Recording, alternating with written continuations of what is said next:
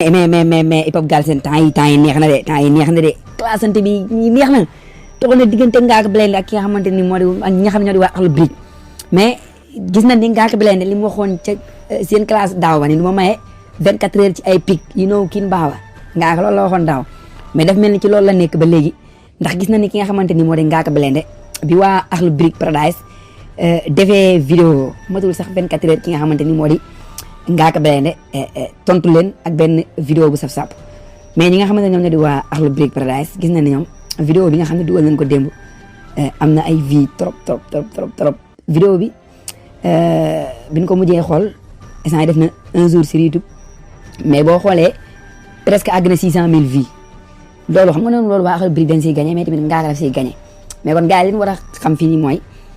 li nga xamante ne moo di classante bi dafay nekk li nga xamante ne ñoom moo leen di may xaalis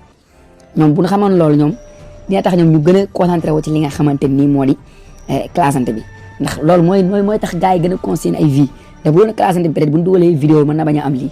mais vidéo yi ni dugal nii même pas 2 jours mën nañoo atteindre li nga xam ne moo di 1 million de vie te loolu li mu leen mën a may ci xaalis bëri na trop kon ñoom nan xam ni classante bi moom moo leen di may li nga xamante ne moo di xaalis muy ci ñoom ñaar ñëpp loolu bëri naan ñun ñaar ñooy mayante xaalis mais ñoom ñi di classante nii ñoom ñooy mayante xaalis seen biir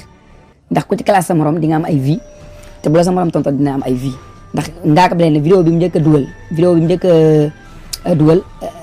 classe ñi nga xamante ne ñoom ñoo di waa Akhlou Brick vidéo boobu boo xoolee sur YouTube presque àgg na 1 million de abonnés mi ngi ay 700 et quelque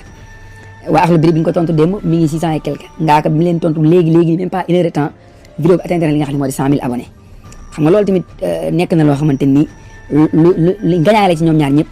gars yi nag ku nekk ngi wax ni nga xamante nan nga gisee clip bi quoi waa Akhlou Brick démb yor nañ benn booy seen clip bi gars yi ku nekk ni nga ko décortiquer quoi mais li nga xamante ni mooy gën a neexal classante mooy maanaam Ngaaka dañoo dégg sànq mu def benn vidéo tudd ci ki nga xam ne moo di Bou Siteu tudd ci Lirou Diane affaire yooyu noonu xam nga maanaam boo tuddee ñi ci clip bi ñi ci seen bopp ba tax ñuy répondre loolu dafay nekk li nga xamante ni maanaam beneen débat lay ubbi tax bu nee Lirou Diane Ngaaka tudd na bu nee Lirou Diane Akhlou Brick tudd nañ sa nel bi nangam ak nangam wala ñu ni Bou Siteu Ngaaka tudd na ci clipam bi loolu maanaam bu dafay bu nga xam ne ko xam bu xam ne moom comédien la quoi léegi nag moom bu nekk ko Ngaaka tudd na la maanaam loolu dafay nekk loo xamante ni moom lu rëy la ci moom quoi Bou Siteu temps yi dafa xew dafa xew moom xam na ne dafa xew parce que moom wax na ko nee na temps yi damaa nekk ci yeneen i loxo kon nag xam naa loolu moo waral succès bi quoi mais nag gars yi war nañ ko utal combat man jàpp naa ne Bou Siteu ak Sos lamb jooju war na mën a neex de léegi nag Bou Siteu peut-être Bou Siteu dekkiwaat lamb dundaat mais Bou Siteu dafa war a am combat gars yi loolu lañ war a waxtaanee Bou Siteu moom moo war a am combat loolu tamit gars yi war nañ ci wax mais loolu waaye mënti wax moom fi mu ne nii moom hip hop Galsen mi ngi neex ak décembre bi nga xam ni gars yi ñu ngi waajal leneen ay ñu ci mel ni ay dip ay Omzo ñoom peut-être ñu génne dara ci décembre bi ay dip ay Omzo ay kii beneen boy bi ak bees ñoom ñëpp fi mu ne nii ñu ngi waajal mais nag gars yi bu ma doon invité leen ni moom mooy saaga yi moom dina baax quoi xam nga maanaam mën na nit classante bi mën na àgg fu nekk mais xam nga rek boo ci bëlee sa morom ñëw ci bu affaire yooyu noonu dafay nekk loo xamante ni daal day gën a gudd aussi tamit dafay gën a ñaaw doo comprendre daal mais instant yi moom na la wóor na ñoom rappeurs ñoom ñi ngi classante mais ñi am xaalis nag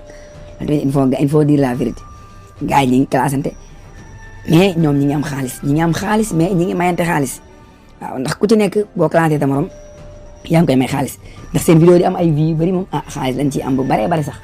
waaw xaalis lañ ciy am bu baree bari mais mi ngi noonu daal tamit lii dafay dundalaat li nga xamante ne moo di hip hop Galsen jombul nag waa Akhlou Brick ñoom bi yoon bu ñu ñëwaat taa ñu def 2 parce que gis nañ ni bii jàll Ngaaka Blindé rek bii jàll kii rek moo rab quoi aara waaw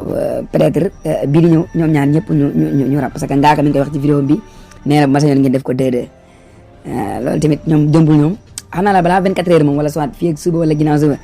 Akhlou Brick dinañ répondre ñi nga xam ne moo di Ngaaka quoi affaire yi warul mën a nekk ay benn ñaar ñett te li ci gën a grave mooy maanaam son bi yow da ngay toog bind ko ci 24 heures nga war a bind son bi ci 24 heures nga war ko ciy clip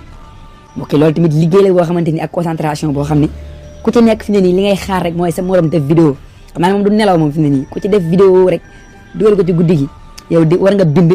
bare vidéo ko ci 24 heures nga war a répondre mbokk loolu yombul de loolu yombul